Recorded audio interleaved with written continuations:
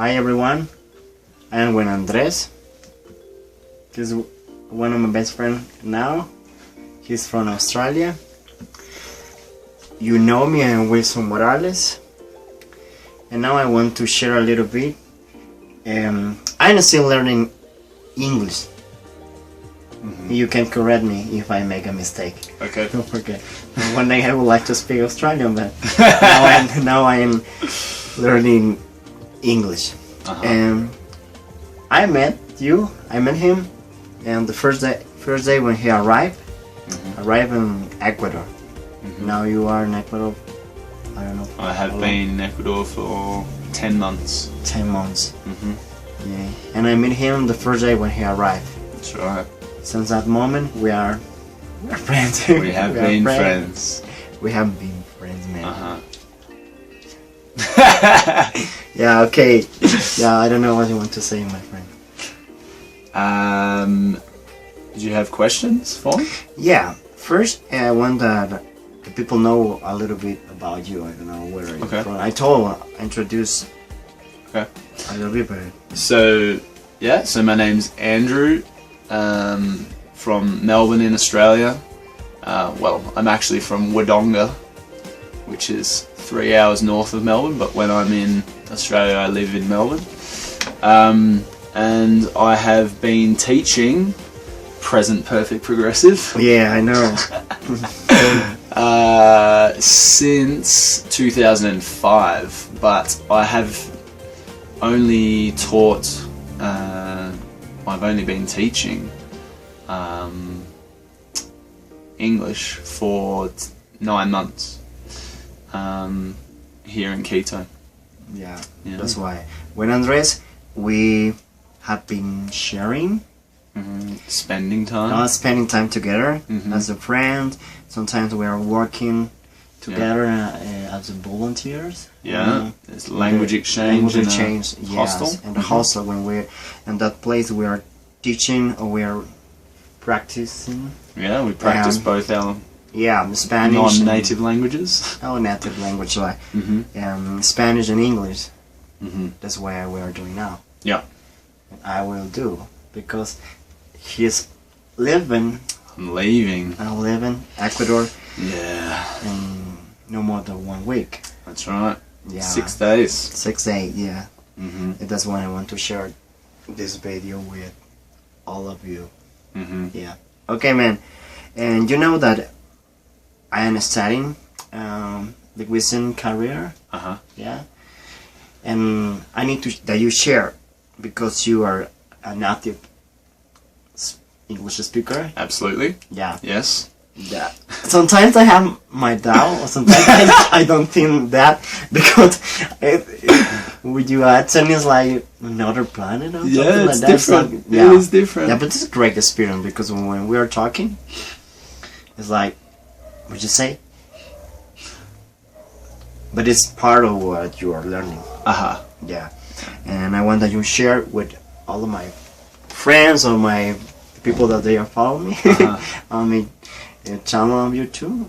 Yeah, I want to share your experience, and I have a lot of questions that I would like that you express. What do you think? Yeah. For example, what do you think about the system of the people? Not the people of the student. How the way that they are learning, the methods. The methods. The methods that. Don't forget to be honest. Yeah, because it will be a feedback for us. Oh, for sure. When I first started teaching English, I had no idea what I was doing. I'd been a teacher before, but besides that experience, I had no clue about my language. I had no clue about why I say the things I say. I had no clue about different tenses, past participles, just all this language that you need to learn to teach a language. Yeah. Yeah. So that first 2 months was a real learning curve for me, because I was learning 2 languages. 3 languages. I was learning the language of teaching language, I was learning English, and I was learning Spanish at the same time. Yeah, it's the same with me because I am a Spanish teacher. Yeah, and sometimes I ask myself, I wonder, yeah, I know how to speak, but I don't know how to explain why we use that. Exactly, and that's really difficult because So getting back to your question, the way that I am teaching English is through teaching grammar structures and through teaching, vocabulary, sometimes out of context, or just to say this is a word, But I have learned throughout my experience that the best way for people to learn a language is a bit of a mixture of everything. Like, you need to know the grammar structure. Yeah. Because if you don't, then you will think that the way that people speak or sing in rap songs is the way that everyone speaks, and then you won't be able to communicate in certain contexts. And so it really depends on the context of why you want to learn a language. But I find, for me, learning Spanish, knowing why we say things, the way we say things, so learning about the grammar structure in terms of, like, you use this with this tense because blah blah blah, like I said before, with like present perfect progressive, because it is linked from the past into the present, and there has been a long duration, blah blah blah. This helps me as an adult to understand why I say things, or why I need to say things in my second language. So learning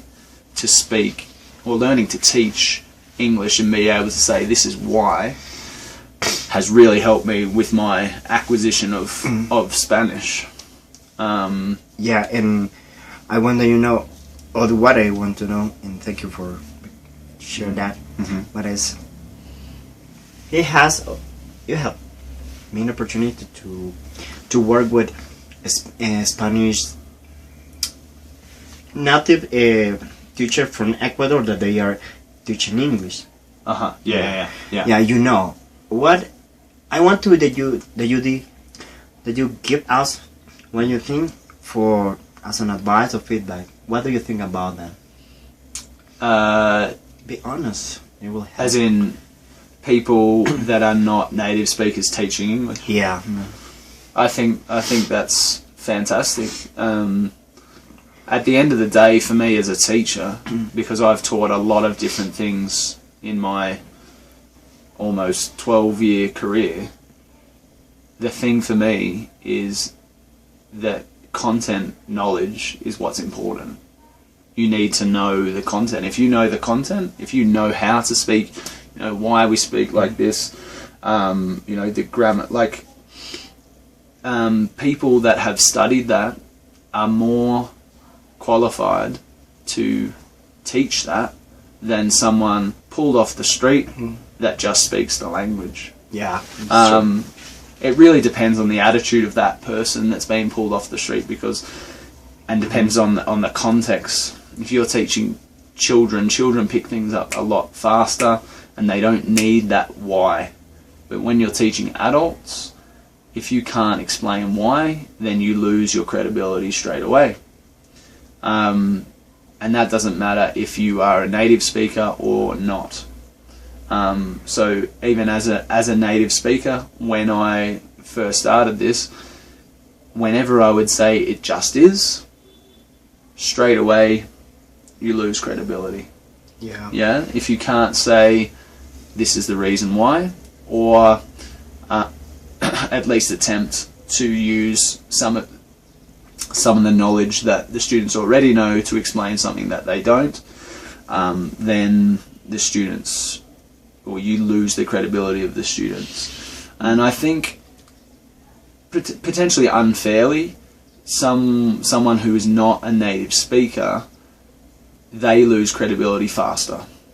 Yeah. And I could be teaching the exact same thing as someone in room next to me, because I'm a native speaker and I say, do you know what, I don't know the answers to that, I'll get back to you, I don't lose the same amount of credibility as an Ecuadorian who was teaching the same thing, said the same thing.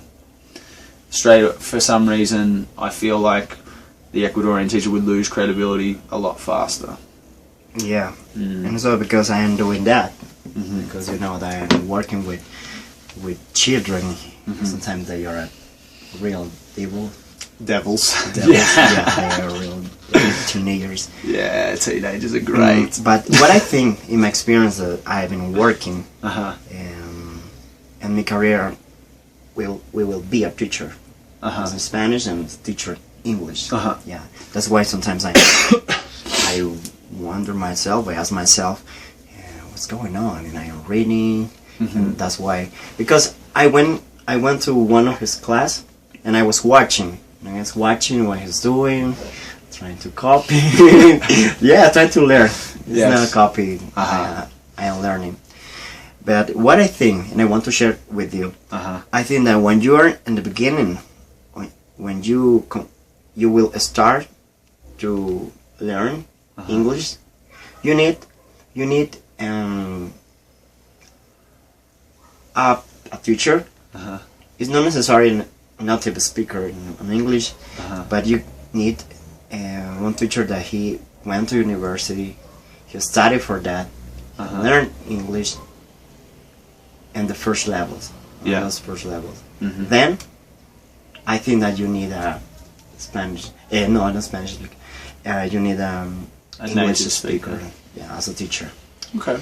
Yes, because in my case it was like that. Yeah, because I understood the grammar, but I was on a level where I need to speak, and that's why I know him. I met him, and it was great. That's what I want to share, the experience that I have with this boy, this mate. Yeah, I'm a man actually. Yeah. Yeah. Yeah, that's all my friends. And I don't know what I want to say. One more thing about that. I think, like you say, I think it is definitely able for a non-native speaker to teach lower levels of English. But I would say once you get to the higher levels of English, a native speaker is good, but a native speaker with a knowledge of the language is what is needed. Yeah. Yeah. Or a non-native speaker with a really good knowledge of the language, really good handle on the language. Like, I would not try to teach Spanish to a high level because I just don't have the content knowledge. Yeah. So it's just getting back to that. Like, if you have the content knowledge and you have ways and understanding, or a really true understanding of how you can convey that knowledge and get students to produce that, which is what language learning is all about. Not just about being able to acquire, but also being able to produce verbally written. Like, if your students are unable to do that, then you haven't taught them well enough. Yeah, that's my opinion. Yeah. Or they haven't learned enough. Maybe you've taught really well, but they haven't learned enough. Yeah. And Andres is working in the Politécnica Nacional. Suppose that they have a good level in English. Yeah. I don't know. No. A lot of students do. A lot of students do, but there are but they are famous for that. Oh, absolutely. It's a great course. Yeah, absolutely. Yeah. But what do you think about the system that you're? Yeah, I think it's heavily based on grammar. However, as teachers, we are definitely encouraged to get students to produce or use all four, reading, listening, speaking, and writing in all classes. We're really pushed to try to get students to understand and produce on all four of those levels. And and for that I think it's really, really good, and it has a really good reputation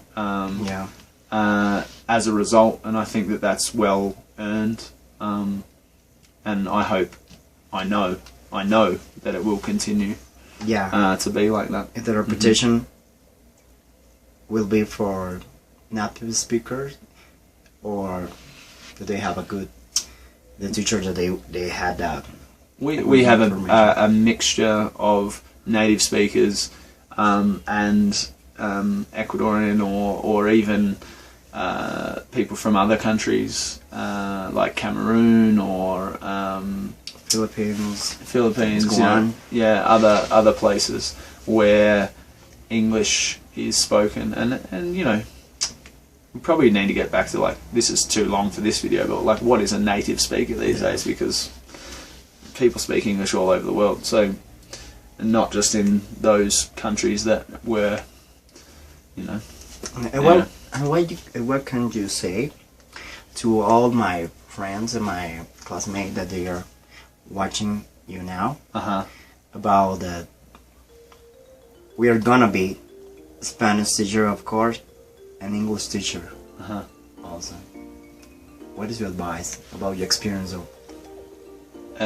Wow. I think for me, if you are unable to explain or unable to give an example of why you would need to use a certain grammar structure or a certain word or the way in which you speak, then students are less likely to learn that. They need to be producing it. They need to know why I use a certain tense or why I use a certain phrase, because if they don't know why, or they can't apply that, they're not going to learn it, and you're wasting your time. Yeah. All the language. Okay, my friend, that's all that I want to share with you. This is my mate, Andres. I know because I know that you work for friends. Lad. Yes. Lad, mate, dude. Bad. Okay, that's all. See you soon, guys. Thank you so much, Andres. Hasta luego. Hasta luego, señores. Sí.